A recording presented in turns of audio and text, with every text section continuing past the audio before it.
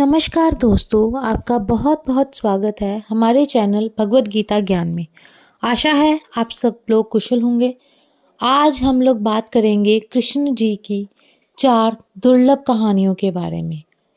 उनके जीवन में बहुत कुछ ऐसा हुआ है जिसके बारे में हम सब नहीं जानते हैं।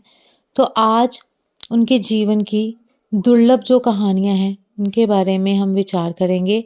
तो हम आपको सुनाने जा रहे हैं वो कहानियाँ। जाने कि कैसे दुर्योधन की पत्नी कृष्ण भक्त हो गई, कैसे कृष्ण जी ने सत्यभामा के घमंड को ठीक किया, कैसे कृष्ण जी का सिर दर्द अजीब ढंग से गायब हो गया और क्यों श्री कृष्ण ने अपने ही एक भक्त को उसके हाल पर छोड़ दिया। तो पहले हम जानते हैं कि किस तरीके से दुर्योधन की पत्नी कृष्ण भक्त बन गई।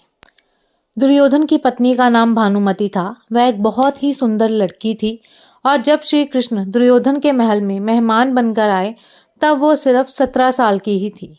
दुर्योधन एक षड्यंत्र रचा जिसे श्री कृष्ण को नशे की हालत में लाकर कोई वादा करा लिया जाए।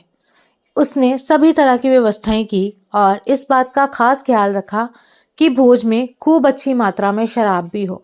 दुर्योधन के दोस्त भी आए और सभी ने इतनी शराब पी कि वे सभी नशे में धुत हो गए, पर श्री कृष्ण ने अपने आप को शांत रखा और वे हर किसी को खुश करते रहे। इस सारे हंगामे में भानुमति ने भी कुछ ज्यादा ही पी ली, जितनी वो पी सकती थी उससे भी ज्यादा। वो एक युवा लड़की थी और उसे इन चीजों की आदत नहीं थी, तो वो नशे में बहकने लगी। कुछ समय बाद सभी लोग बहकने लगे और चीजें काबू से बाहर जाने लगी। भानुमति अपने पर काबू खो बैठी। वो श्री कृष्ण से लिपट गई और उनके लिए अपनी इच्छा प्रकट करने लगी। श्री कृष्ण ने उसे किसी शिशु की तरह संभाला और वे समझ गए थे कि स्थिति खराब हो चुकी थी। वे समझ गए थे कि भानुमति अगर कुछ गलत कर बैठी तो बाद में संभाल नहीं पाएगी और हस्तिनापुर की रानी का गौरव कलंकित हो जाएगा। इसलिए श्री कृष्ण उसको उठाकर महल के अंदर ले गए और उसकी सास गांधारी के कक्ष में जाकर उनके हवाले कर दिया। अगले दिन सुबह जब भानुमति को पता चला तो वो श्री कृष्ण के प्रति सम्मान और कृतज्ञता से भर गई कि उन्होंने उसे बचा लिया था। तब से वो श्री कृष्ण की भक्त बन गई। तो ये थी कहानी कि किस तरीके से भानुमति जो थी वो श्री कृष्ण की भक्त बनी। अब हम जानते हैं कृष्ण जी की पत्नी के बारे में, जो कि बहुत घमंडी थी। सत्यभामा श्री कृष्ण की दूसरी पत्नी थी। वह एक बहुत ही घमंडी स्त्री थी। उसका ये मानना था कि वो सबसे सुंदर और सबसे अमीर स्त्री थी, क्योंकि उसके पिता एक बहुत ही धनवान व्यक्ति थे। तो सत्यभामा जितने और जो रत्न और आभूषण और संपत्ति चाहती थी वो सब उसके पास थे। स्वाभाविक रूप से घमंड उसकी एक बहुत बड़ी समस्या थी। एक बार श्री कृष्ण के जन्म दिवस के अवसर पर सत्यभामा ने सोचा कि वो सबको दिखाएगी कि वो श्री कृष्ण को कितना प्यार करती थी। तो उसने तय किया कि वो श्री कृष्ण के वजन जितना सोना शहर के लोगों में बांटेगी। उसे तुलाभार कहते हैं। ये मंदिरों में होता है।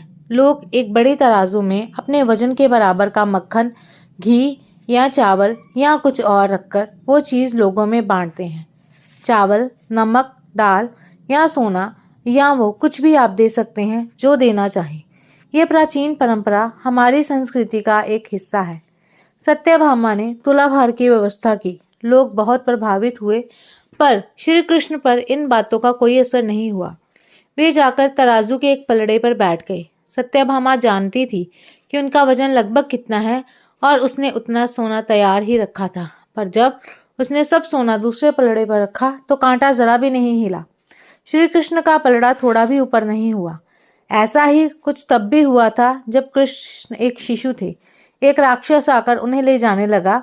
तब श्री कृष्ण ने अपना वजन इतना बढ़ा लिया कि राक्षस वहीं गिर पड़ा और श्री कृष्ण ने उसके ऊपर बैठकर उसे कुचलकर मार डाला। क्रिया योग में एक ऐसा तरीका है जिससे कोई योगी अपना वजन बढ़ा या घटा सकता है। ऐसी बहुत सी कहानियां हैं कि ऐसे योगी भी थे जो पहाड़ की तरह भारी हो जाते थे। तो इस बार श्री कृष्ण अपना वजन बढ़ाकर तराजू में बैठ गए। सत्यभामा ने उतना सोना दूसरे पलड़े पर रख दिया था जितना उसके हिसाब से श्री कृष्ण के वजन के बराबर था, पर कुछ हुआ ही नहीं। तब तक शहर के सभी लोग ये घटना देखने के लिए आ गए। तब उसने अपने नौकरों से वो सभी गहने मंगवाए जो उसके पास थे।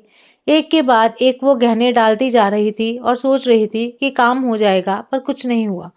तब उसने वो सब कुछ भी रख दिया जो उसके पास था, पर पलड़ा जरा भी नहीं हिला। वो रोने लगी क्योंकि ये सब उसके लिए बहुत शर्मजनक था। सारा शहर देख रहा था और उसके पास पर्याप्त सोना नहीं था। वो जो हमेशा अपनी संपत्ति के बारे में इतनी घमंडी थी, उसके पास पर्याप्त सोना नहीं था और उसे समझ में नहीं आ रहा था कि वो क्या करे। तब उसने रुक्मणी की ओर देखा, जिससे वो बहुत जलती थी और हमेशा परेशान रहती थी। उसने रुक्मणी से पूछा, अब मैं क्या करूं, क्योंकि ये बात सिर्फ मेरे लिए ही नहीं पर तुम्हारे और हम सबके लिए भी बहुत शर्मजनक है। मैं क्या करूं? तब रुक्मणी बाहर गई और तुलसी के पौधे के 3 पत्ते उठा लाई। जैसे ही तुलसी के वे पत्ते उसने तराजू के दूसरे पलड़े पर रखे, श्री कृष्ण का पलड़ा तुरंत ही ऊपर आ गया। तो ये थी दूसरी कहानी। अब जानते हैं तीसरी कहानी के बारे में, जो कि है कृष्ण का अर्धभक्त। एक दिन श्री कृष्ण दोपहर में खाना खा रहे थे और सत्यभामा बहुत ही खुशी और गर्व के साथ खाना परोस रही थी, क्योंकि वो ऐसे व्यक्ति नहीं थे जो रोज खाना खाने घर पर आए। उसे ऐसा अवसर कभी कभी ही मिलता था कि वो उन्हें खाना परोसे, तो वह ये बहुत खुशी और आनंद से कर रही थी। खाने के बीच में ही श्री कृष्ण अचानक उठ खड़े हुए और हाथ धोए बिना ही दरवाजे की ओर दौड़ने लगे। सत्यभामा हैरान रह गई और बोली, अरे ये क्या है? खाना तो खा लीजिए और फिर जाइए। श्री कृष्ण बोले, नहीं, मुझे जाना जरूरी है, और मुख्य दरवाजे की ओर दौड़ पड़े। पर अचानक वे वापस मुड़े और खाना खाने बैठ गए। तब सत्यभामा ने पूछा, आप इस तरह क्यों दौड़ पड़े और क्यों वापस आ गए? ये सब क्या है? कृष्ण ने जवाब दिया, मेरा एक भक्त जंगल में बैठा था और उसके जीवन प्राण ही कृष्ण कृष्ण कृष्ण हो गए थे। मैंने एक भूखे बाघ को उसकी ओर आते देखा तो मुझे जाना पड़ा। मैं दरवाजे तक ही पहुंचा था कि उस बेवकूफ ने पत्थर उठा लिया, तो मैं वापस आ गया। अब उसे अपने आप ही अपनी परिस्थिति को संभालने दो।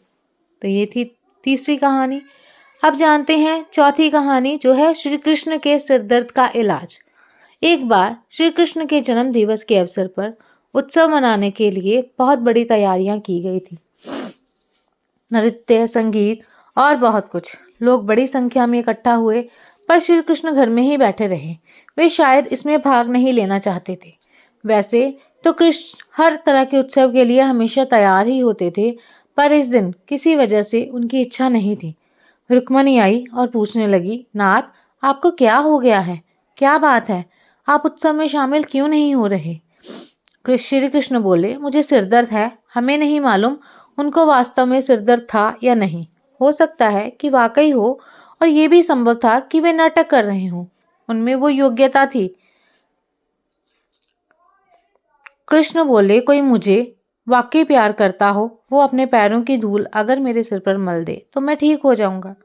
रुक्मणी बोली, हमें वैद्यों को बुलाना चाहिए। तो वैद्य आए। उन्होंने तरह तरह की दवाइयां दी। श्री कृष्ण बोले, नहीं, ये सब चीजें मुझ पर असर नहीं करेंगी। लोगों ने पूछा, तो हमें क्या करना चाहिए? तब तक बहुत सारे लोग इकट्ठा हो गए थे। सत्यभामा आई, नारद आए, हर कोई परेशान था। क्या हो गया? क्या हुआ है? श्री कृष्ण को सिर दर्द है। हमें उन्हें ठीक करने के लिए क्या करना चाहिए? तो श्री कृष्ण फिर से बोले, जो कोई वाकई में प्यार करता हो, वो अपने पैरों की धूल अगर मेरे सिर पर मल दे तो मैं ठीक हो जाऊंगा। सत्यभामा बोली, ये क्या बात हुई? मैं आपसे बहुत प्यार करती हूँ, पर यह नहीं हो सकता कि मैं अपने पैरों की धूल लेकर आपके सिर पर लगाऊं। हम ऐसा काम नहीं कर सकते। रुक्मणी रो रही थी। हम ये कैसे कर सकते हैं? ये तो आपका अनादर होगा, अपमान होगा। हम ये नहीं कर सकते। नारद भी पीछे हट गए। मैं ऐसा कुछ नहीं करना चाहता। आप स्वयं भगवान हैं।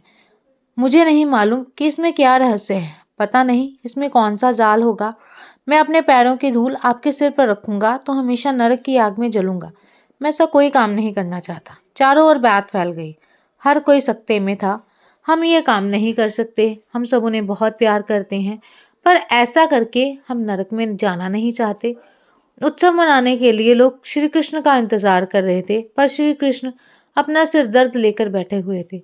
फिर ये बात वृंदावन तक पहुंची। गोपियों को मालूम पड़ा कि श्री कृष्ण को सिर दर्द है। तब राधा ने अपनी साड़ी का पल्लू फाड़कर जमीन पर बिछा दिया और सब गोपियां उस पर नाचने लगी। उन्होंने फिर वो पल्लू नारद को देकर कहा, इसे ले जाइए और श्री कृष्ण के सिर पर बांध दीजिए। नारद वो धूल भरा पल्लू ले आए, उसे श्री कृष्ण के सिर पर बांध दिया। श्री कृष्ण का सिर दर्द तुरंत ठीक हो गया। कृष्ण ने हमेशा स्पष्ट रूप से बताया कि उनके लिए कौन सी चीज सबसे ज्यादा महत्वपूर्ण थी। हालांकि वे राजाओं के साथ घूमते थे और उन्हें बहुत से राज्य भेंट किए, पर उन्होंने वो नहीं दिए। उनके लिए सच्चा, निस्वार्थ और सरल प्रेम ही महत्वपूर्ण था। तो ये थी उनके जीवन की 4 दुर्लभ कहानियाँ, जिसके बारे में आज हमने आपके साथ में बात की।